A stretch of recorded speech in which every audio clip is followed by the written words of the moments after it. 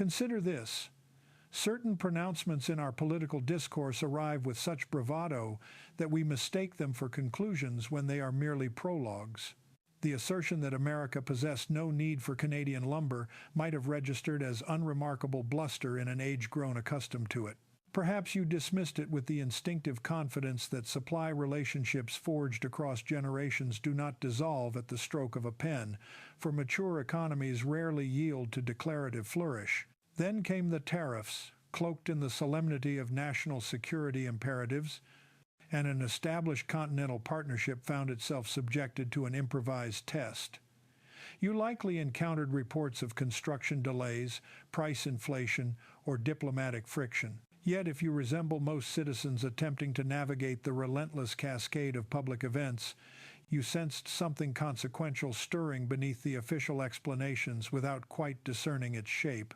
That ambiguity is precisely what merits examination, because the substance of this episode transcends timber itself. What we are witnessing is how a sophisticated nation miscalculates its vulnerabilities, how rhetorical gestures metastasize into institutional trials, and how you, your neighbors, and your economic circumstances become the laboratory for directives conceived in isolation from their eventual effects. The formal proceedings commenced with apparent simplicity. Washington imposed fresh duties on Canadian softwood, presenting them as imperatives of national interest.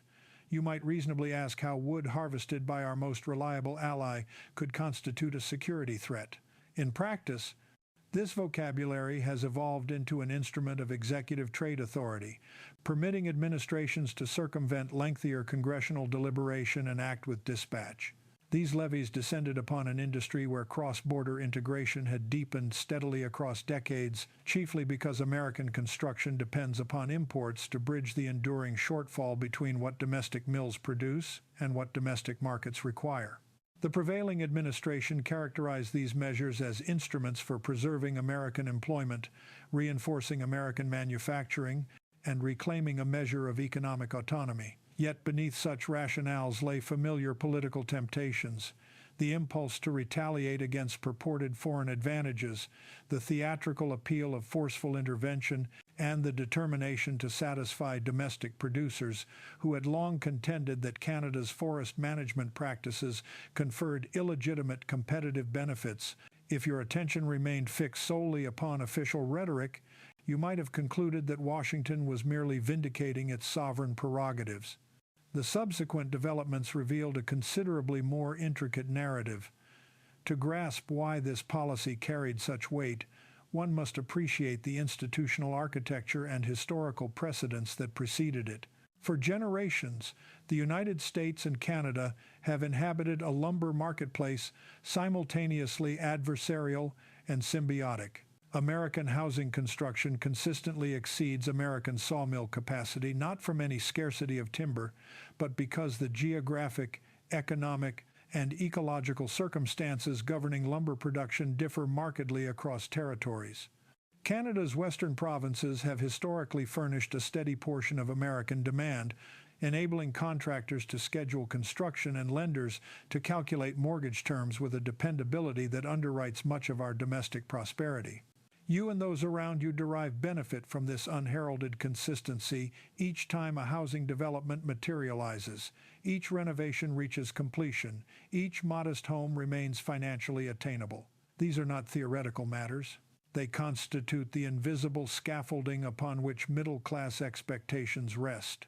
The tariff imposition therefore descended upon a system most citizens never contemplate, yet one that sustains the very structures sheltering their families.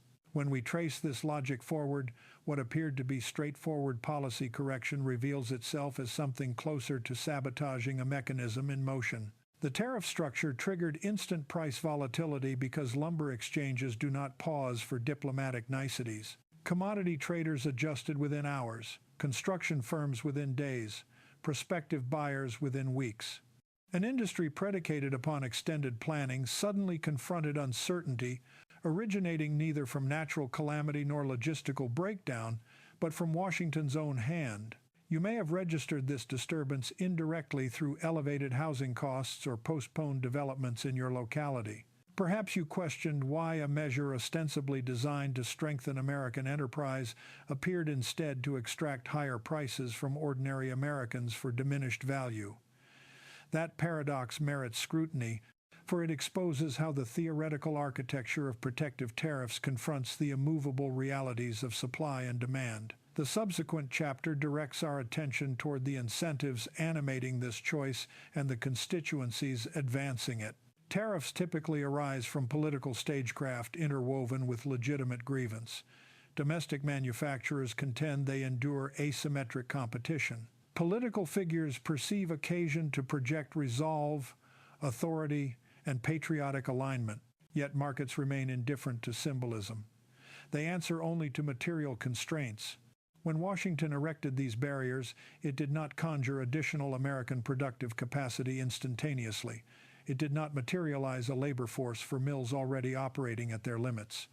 Rather, it compressed a distribution network that had matured through continental partnership, compelling households, builders, and financial institutions to absorb the disruption. You might reasonably inquire why such misjudgments recur across our political landscape.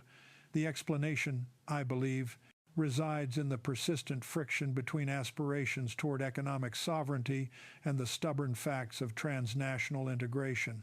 A serious nation frequently discovers belatedly that its pursuit of self-reliance can unmask fragilities it never intended to acknowledge.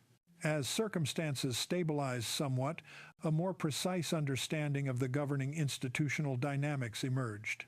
Tariffs failed to catalyze expanded domestic output because production in the tangible world is bounded by capital availability, geographic realities, and temporal constraints rather than political fervor. Manufacturing facilities cannot be summoned through executive preference. Industrial equipment cannot be upgraded instantaneously. Labor forces cannot be recruited merely because price signals shift. Consequently, the immediate industrial response was not one of rejuvenation, but of intensified pressure. You may have encountered this reality through accounts of arrested housing projects or through acquaintances whose remodeling expenses abruptly multiplied. This was neither happenstance nor economic riddle. It represented the system performing precisely as structural logic dictates when price mechanisms shift with far greater velocity than institutions can recalibrate. If you perceived dissonance between official narratives and lived experience, your perception was widely shared. Numerous Americans confronted a widening chasm between projected outcomes and actual consequences. As we examine underlying architecture, the matter of accountability demands attention. Political leadership presented these tariffs as demonstrations of national resolve, as safeguards for American labor, as elementary corrections to competitive imbalance. Such formulations carry visceral resonance, particularly within a political climate marked by apprehension regarding globalization, technological displacement, and economic dislocation. Yet when ramifications materialized, they fell upon citizens who bore no responsibility for the directive. Contractors who had obligated themselves to ventures months prior watched budgets disintegrate. Households that had calibrated affordability discovered their arithmetic nullified by policy. Financial institutions, state housing agencies, and municipal governments alike absorbed the turbulence of unpredictability. These strains defied reduction to catchphrases. They exposed the disconnect between executive decree and institutional capability, between assurances extended to domestic manufacturers and hardships imposed upon consumers. Within that disconnect, one frequently locates the authentic price of political theater. Meanwhile, across the frontier, Canada pursued a response that may confound expectations if you anticipated reciprocal escalation. Rather than retaliating, Canadian authorities adopted a strategy both inward and outward. Domestically, they moved to stabilize their timber sector. Internationally, they accelerated efforts to cultivate alternative markets. This bifurcated approach transcends mere diplomatic calculation. It reflects sophisticated comprehension of economic durability. When dependency upon a single customer becomes excessive, prosperity becomes hostage to that customer's whims. Canada acknowledged this exposure and converted the tariff disruption into occasion for strategic recalibration within global lumber commerce. Capital flowed toward technological enhancement, novel export relationships, and logistical infrastructure gradually reorienting an industry historically tethered to American consumption. Once more, official pronouncements narrated one trajectory. Institutional adaptation revealed another. In this instance, structures north of the border demonstrated greater suppleness than politics south of it. Yet the human toll within the United States continued its progression. Escalating lumber costs did not terminate at distribution points. They permeated the entire residential ecosystem from construction to financing to municipal development planning. You may have observed this directly if a neighborhood project stalled or if you noted that expenses for even modest home improvements began appearing wildly disproportionate to scope. These are not peripheral irritations. Housing constitutes among the foundational columns of economic stability and civic participation. When its costs surge precipitously, individuals postpone consequential life decisions. Communities revise long-range ambitions. Local economies forfeit vitality. The constitutional question before us is how a measure sold as a carefully targeted correction became, in practice, a broad imposition on American households and on the nation's economic trajectory. What began as a purportedly surgical adjustment in one industry expanded into a policy with conspicuous consequences for family budgets and for the country's long-term competitiveness. One of the more chastening aspects of this episode is that the promised revival of domestic timber production never truly arrived. The structural constraints of the sector, its capital intensity, geography, and labor profile proved more durable than the political hope that tariffs would summon a renaissance. Mills already operating near their limits could not readily scale. Labor shortages endured. The cost calculus for modernizing aging facilities remained forbidding. Thus, the very initiative marketed as a catalyst for domestic expansion instead underscored the vulnerability of domestic capacity. Consider this a familiar pattern in economic governance. When political ambition outruns institutional capability, the distance between intention and result opens not as a hairline fracture but as an expanding fissure. All of this presses us toward a larger meditation on the character of modern economies, or more precisely, on how resistant they are to being refashioned by decree. History reminds us that contemporary leaders across the globe speak of self-sufficiency as if it were an easily engaged mechanism on the dashboard of statecraft, yet genuine autonomy demands more than emphatic rhetoric. It demands patient capital, coherent planning, and a sober appreciation of what one's own institutions can and cannot do. When those prerequisites are absent, the pursuit of independence ceases to be a strategy for resilience and devolves into an exercise in wishful thinking. And you, the citizen who must live with the consequences rather than the slogans, pay for that wishfulness through elevated costs, deferred construction, and the gnawing sense that public policy is something inflicted upon you rather than undertaken on your behalf. Let us continue to follow these threads, because the subsequent developments expose even more about the underlying forces reshaping North America. As Canada widened its commercial horizons, a new economic map quietly came into focus, one that few in Washington seemed prepared to acknowledge. When a long-standing supplier begins to diversify away from you, the effect is not an immediate rupture, but a gradual reorientation, whose direction is clear even before its full magnitude is felt. Markets, after all, reward reliability. Canada's lumber industry started to present itself not merely as a convenient neighbor backstopping American shortages, but as a global partner offering consistent, environmentally attuned materials to nations intent on building modern infrastructure. That evolution was not accidental. It was the product of a tariff shock that forced a reassessment of incentives, to which Canadian institutions responded with notable agility. They diagnosed their exposure, directed investment accordingly, and cultivated new alliances. What began as a defensive maneuver slowly matured into a competitive advantage. Meanwhile, the United States confronted the unintended consequence of its own design: diminished leverage over a supplier it had long assumed would remain permanently anchored to American demand. A serious republic must ask what this reveals about institutional foresight. Nations seldom forfeit influence in a single dramatic moment. More often, they relinquish it through a sequence of decisions made with greater confidence than prudence decisions that gradually alter the relationships once regarded as immutable. You may recall an era when the United States functioned as the gravitational center of continental commerce, drawing capital, expertise, and raw materials into its orbit. The story of these tariffs is, in part, the story of how that gravitational pull can weaken when symbolism substitutes for strategy and when economic interdependence is treated as an irritant rather than as a reality to be intelligently managed. Consider this. A nation's economic gravity weakens not in a single dramatic moment, but when its partners acquire reasons to cultivate alternative orbits. That shift is not merely visible in trade statistics. You encounter it in the prices on hardware shelves, in the cadence of local construction sites, and in the broader realization that the country is adjusting to a world in which its long-standing assumptions command less automatic deference than they once did. At home, the American building sector continued to absorb pressures no tariff table could meaningfully relieve. As lumber costs climbed, the price of constructing an ordinary house rose by thousands, sometimes tens of thousands of dollars. Those increases are not abstractions.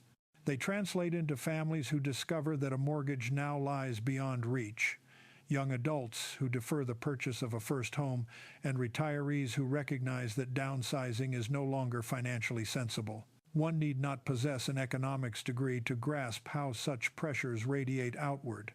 Housing is the quiet hinge on which much of social and economic life turns. It shapes employment patterns, geographic mobility, school district planning, municipal revenues, and the civic stability of neighborhoods. When people cannot reasonably buy or build, communities age unevenly, capital retreats, and the sense of open-ended possibility so central to the American narrative begins to fray. Here, the institutional consequences of tariffs stand in sharp relief. Policymakers often describe tariffs as instruments for restoring fairness. But fairness in a densely interdependent economy is a complicated proposition. When duties push prices higher, the burden almost never rests solely on foreign suppliers. It is distributed through domestic markets where competition is already intense, profit margins already narrow, and consumers already constrained. You may have noticed how rarely political oratory dwells on this reality. The omission is not due to complexity. It is because candor would disturb a comforting storyline. Yet in a self-respecting democracy, citizens are entitled to explanations that correspond to reality rather than to rhetoric. You are owed clarity about the consequences of choices made in your name. Meanwhile, Canadian producers observed an unexpected development. Elevated global prices, including those influenced indirectly by American protection, generated revenues that could be channeled into advanced technology, greater efficiency, and broader international reach. One of the enduring paradoxes of protectionism is that it frequently fortifies the very competitors it purports to weaken. When the United States raised barriers, Canada constructed new passageways into other markets.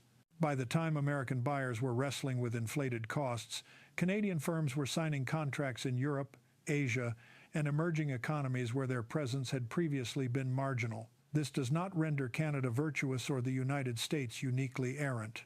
It illustrates a larger truth. Policies designed to isolate almost never remain neatly contained. They unleash responses, counter-responses, and strategic adaptations that rearrange incentives across an entire region. The institutional resilience displayed north of the border naturally prompts a question. Why did American institutions struggle to mount a parallel adjustment? Part of the explanation lies in the industry's underlying structure. Many American mills operate with aging machinery, slimmer margins, and less favorable conditions for rapid scaling. But part of the story is political. The United States has developed a habit of favoring dramatic gestures over patient, systemic investment. Tariffs are immediate, visible, and rhetorically satisfying. Long-term industrial renewal is gradual, expensive, and politically unglamorous.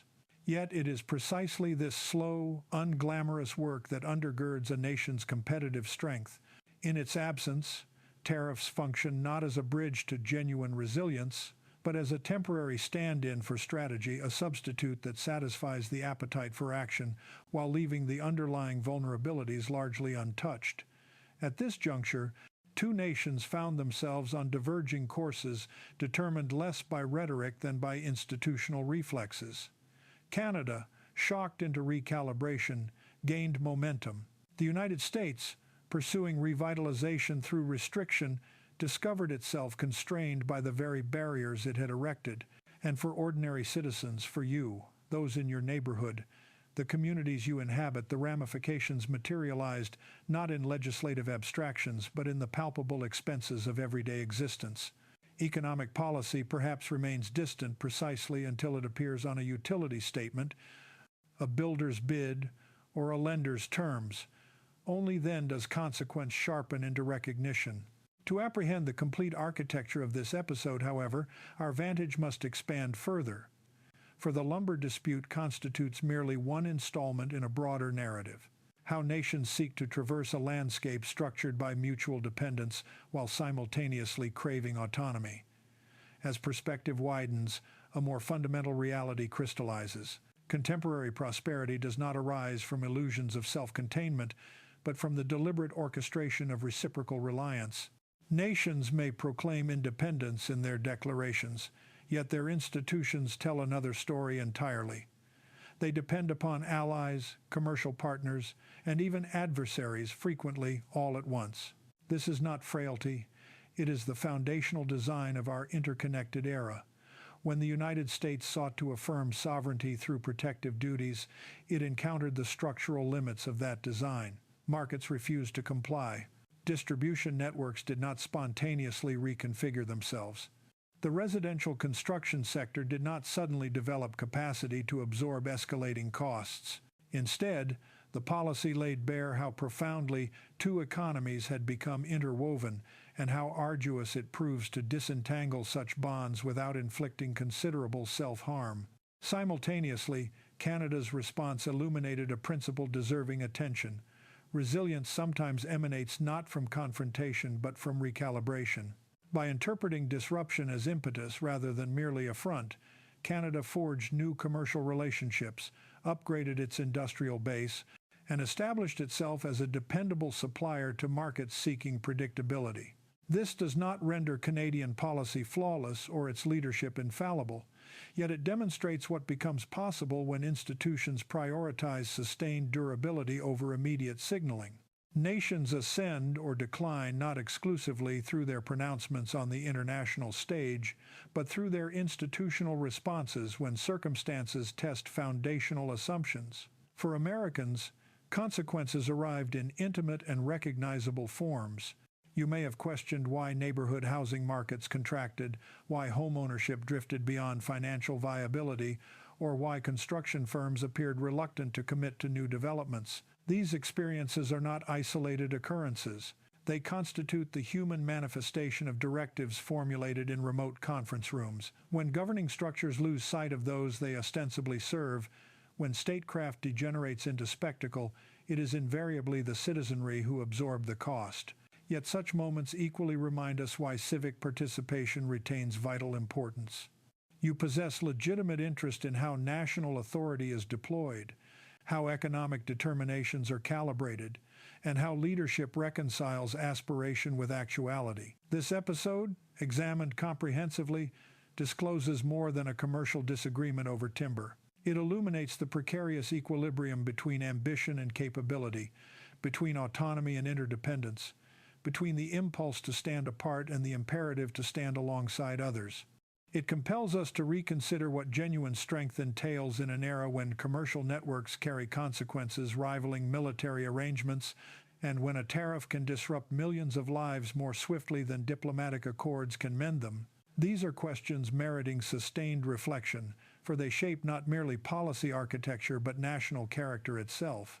As we conclude, I hope you will contemplate what this moment reveals about the institutions governing our economic reality and the decisions defining our political culture. Do we seek policies that acknowledge complexity, or ones that pledge simplicity while concealing costs revealed only later? Do we evaluate success through pronouncements or through measurable outcomes? And what obligations do both citizens and leaders bear in maintaining structures robust enough to withstand pressure and resist temptation? If this examination proved valuable, I encourage continued engagement to reflect alongside me and to contribute your own perspective to this ongoing conversation. Your voice, your discernment, and your intellectual curiosity remain indispensable to a democracy predicated upon informed citizenship. And if you wish to follow these discussions more closely, consider engaging further so we can continue scrutinizing the forces shaping our politics and our collective future together.